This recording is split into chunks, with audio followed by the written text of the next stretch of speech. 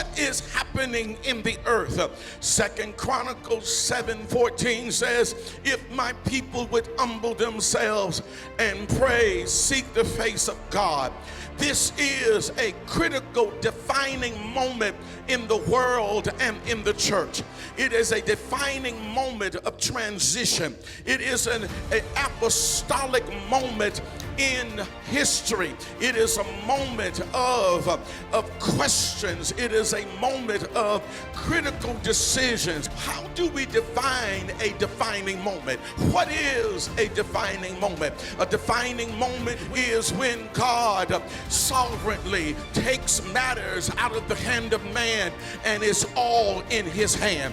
A defining moment is when I don't know what to do in my life. A defining moment is when I'm hearing the tears in the earth. I had a vision this morning that I saw the Niagara Falls, and I looked and asked the Holy Spirit, what is it that I'm looking at? He's saying, you're seeing the tears of the nation. The tears of the nation. This is a defining moment. It's a defining moment when you feel helpless. It's a defining moment when you don't know absolutely, when you've been sure of yourself, when you have been confident in yourself, and now when you're asking questions you have never asked before, when you are reflecting deeply in this moment, it's a defining moment. When you're looking at the real meaning of life and things that you have, God worked 60, 70, 80 hours to get mean very little to you. It's a defining moment when you're waiting on life, waiting and crying out to God, mercy, Lord. It's a defining moment. Watch this. We as the people of God are being pressured into a new manifest glory, a glory that will be revealed to the world. We're being, watch what I said, we're being pressured into a new manifest glory. God is going to give the church, the people of God, a new glory, and we're being pressured into this glory. Without choices, we're being pressured. Without, oh God, listen, without your schedule, because you remember you were too busy. Without you telling God you're too busy, you're being pressured into a new glory. Because in America, we have ran with our arrogance and our pride, and we ran because we've been too busy to give God just a little bit of our time. But you're being pressured now. Pressure is coming from everywhere. Pressure is coming up from the left, the right. As soon as you think you're beginning to get closer with one thing, something else rises up. The church now is being pressured to have its distinction. This is the most critical. This is the defining moment for the church. The church will either be a voice or will be just simply an echo. We'll be a voice to this crisis because we have responded correctly to the pressure. I prophesy as the pressure is being placed on us that there is a new manifest glory. There will be salvation by the thousands. There'll be revivals breaking out. God's dealings with us, or whatever God has done, he stayed. He may have lifted his hand, but God is dealing with us, oh God, so that we can manifest a new glory in the earth, so that our distinction is carved out at a new level. The Bible talks about faith to faith and glory to glory. Oh yes, the pressure is revealing and pushing us to a new level of glory. And so the question is, when we return from this, God, listen, I want you to get this in your spirit.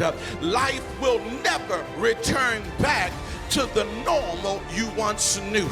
It will never return back to the normal you once knew.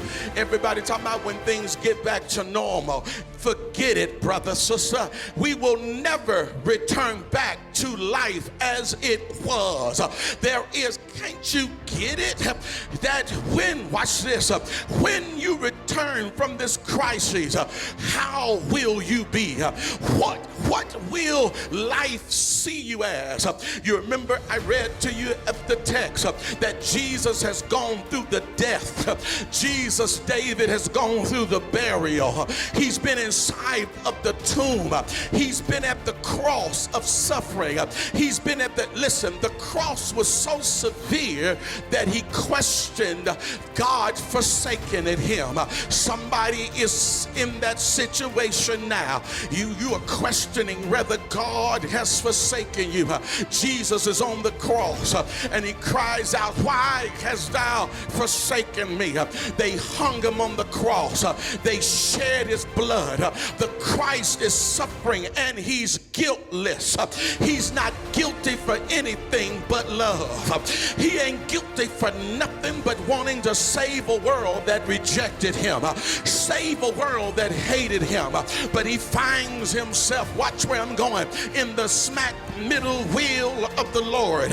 And the question is, can anybody return from this level of death? But Jesus comes back, go to the tomb.